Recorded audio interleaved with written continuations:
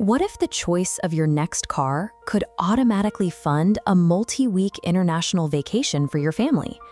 To understand how that kind of cash gets freed up, we have to look at a very specific baseline. Let's say you drive about 1,000 kilometers a month, and you keep your vehicles for a full 10 years. Over a decade, that is 1,020,000 kilometers of driving. If you fuel a standard petrol SUV for that entire distance at today's rates, you will burn through exactly 8 lakh rupees. This chart maps out that exact financial reality. On the left, our petrol SUV hits that 8 lakh mark. Next to it, a highly efficient diesel SUV drops your 10-year fuel expenditure down to 6 lakh rupees. The immediate hurdle is the sticker price. To get into a capable long-range EV today, you are looking at a premium entry price somewhere between 15 and 25 lakh rupees. Choosing a petrol engine over the next decade means committing to a 6-figure fuel bill that an EV driver simply won't have to pay. Let's run the exact same 10-year, 120,000 kilometer scenario for an EV, assuming you charge at home at an average rate of 8 rupees per unit. Adding an EV to our chart reveals the difference. Over 10 years, electricity costs roughly 1.7 lakh. Factoring in 80,000 rupees for maintenance, your decade-long running cost stops at 2.5 lakh. This gap represents keeping 5 to 6.5 lakh rupees in your bank. Now, battery longevity is the common concern, but modern EV batteries come with standard 8-year warranties, and current data suggests they easily survive past the 10-year mark under this moderate 1,000 kilometer a month usage. While the higher upfront price and insurance for an EV are real factors, the massive gap in running costs effectively subsidizes your purchase over time. Your job is to decide which specific model manages those trade-offs for your lifestyle. With the sudden flood of EVs hitting the Indian market, buyers face a specific choice between the latest technical specifications and the comfort of an established brand. This quadrant chart maps your options: technological ambition versus proven fundamentals on the vertical, and disruptor brands against legacy reliability on the horizontal. We break this into 3 zones: tech optimizers pushing limits top left, risk-averse buyers on the right, and budget pragmatists at the bottom center. Identifying which zone matches your own tolerance for new technology is the first step toward avoiding buyer's remorse. Let's start with the tech optimizers.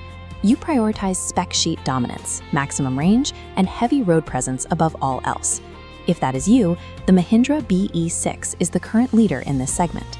With an aggressive design and a claimed range of up to 683 kilometers, it occupies the top end of the spec sheets. The financial trade-off is that securing the BE6 requires you to stretch your budget to the absolute 25 lakh limit. There is also a psychological trade-off. You are an early adopter for a first-generation manufacturing platform, which naturally carries more unknowns than a legacy model. If you want standout design but prefer an alternative, the Tata Curvv EV brings sharp coupe SUV styling coupled with high safety credentials. The specific drawback with the Curvv is a slightly higher projected 10-year maintenance cost, around 90,000 rupees, compared to some international rivals. Both vehicles offer the highest technological reward in this price bracket, provided you are comfortable with the learning curve of a new platform. Then we have the mainstream buyer. You demand a predictable daily commute without unexpected service interruptions or mechanical drama. For you, the Hyundai Creta Electric is the natural choice. It takes a highly familiar, proven user experience and backs it up with Hyundai's established service network. The compromise? You are trading away absolute battery size. The Creta delivers around 430 kilometers of real-world range, which is roughly 200 kilometers less than the aggressive disruptor brands. Alongside it sits the upcoming Maruti Suzuki e-Vitara, positioned for practical family ownership. By leveraging India's largest service network, the e-Vitara focuses on high resale confidence and immediate maintenance access. These legacy models sacrifice futuristic specifications to act as a safeguard against long-term ownership headaches. Finally, we have the budget pragmatist. You want to unlock those electric fuel savings while spending the absolute minimum upfront capital. The Tata Nexon EV is the established baseline here.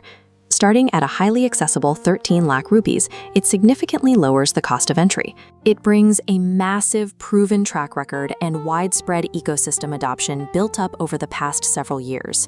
you do accept a trade-off. It is an older platform that lacks the extreme range and charging capabilities of the 2026 models.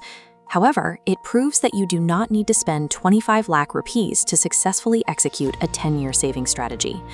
Consolidating all this data gives us a decision-making framework based entirely on your primary purchasing anxiety.